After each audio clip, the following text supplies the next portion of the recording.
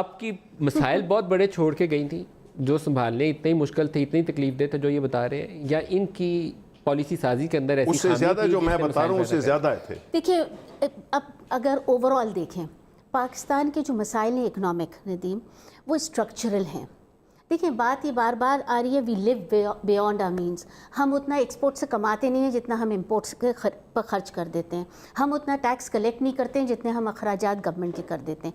ये सब चीज़ें तो हमें पिछले 70 साल से चली आ रही हैं हमारे साथ। हमने इनको वंस एंड फॉर ऑल मिल बैठ के सही ट्रैक पे डालना है। अब ये तो बात हो गई लॉन्ग टर्म इकोनॉमी को अपने वक्त में क्यों नहीं डाला? मेरा सवाल ये है, क्या आपने स्ट्रक्चरल चेंजेस किए? आप मुझे आप बता दें। आप गुजारिश सुनिए, मुशर्रफ हो, उससे पीपीपी हो, पीएमएलएन तो अभी की बात है, उससे पहले मुशर्रफ की गवर्नमेंट, उससे पहले आप पिछले उससे पहले में मुशर्रफ दौर में बरामदात बड़ी थी, लेकिन वो 9/11 के बाद का पीरियड था जिसमें आपको थोड़ा सा यूरोपियन यूनियन वगैरह से मार्केट अपॉर्चुनिटी मिल गई थी। नहीं, उसके बाद क्या कोलैप्स हुआ था वो भी हमने देखा।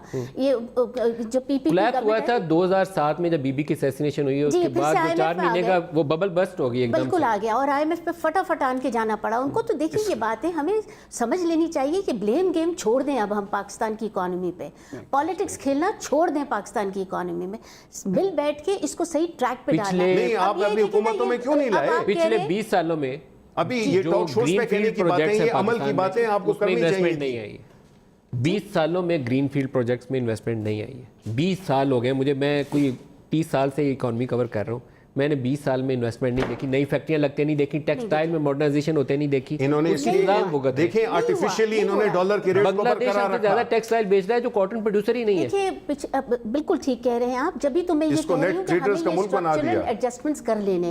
और रही बात ये कर्जों की बात, तो कर्जे में तो इन्होंने रिकॉर्ड तोड़ दिया है, जो आप भी जानते हैं। पिछले 10 महीने में जो हमने 100 से 150 पे रुपया जाएगा, रिकॉर्ड सारे टूटेंगे। Let's not stop at this. अब ये ब्लेम क्लेम छोड़ दें। नहीं, क्यों छोड़ें जी? You have to be accountable for what you have did and what you did not do. Well, then you be accountable for the last 10 months. No, and you don't are have not. much No, no. of, And then when you're sent to jail, तो फिर आप फिर शोर मचाते हैं। देखें, आपने की जो पार्टी आपकी हुकूमत है, ये कौमी मुजरिम है।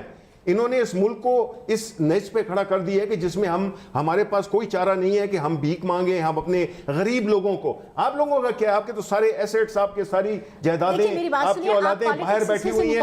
आपका तो नहीं, आप हो रहा है जो पॉलिटिक्स होती है हमेशा। इकोनॉमी पीछे चली गई, पॉलिटिक्स सामने आ गई। इसमें कौन सा सोल्यूशन टू द इकोनॉमी है जो आप बता रहे हैं? आप मुझे बता रहे हैं, हम तो कर रहे हैं, हम तो जो आपका किया हुआ है हम उसको संभाल रहे हैं। नहीं जी, आप नहीं संभाल रहे हैं। हम बिल्कुल कोई हमने आर्टिफिशियली नहीं, आपके जो फाइनेंस मिनिस्टर थे वो अब किधर हैं? बिल्कुल आप मुझे बताएं।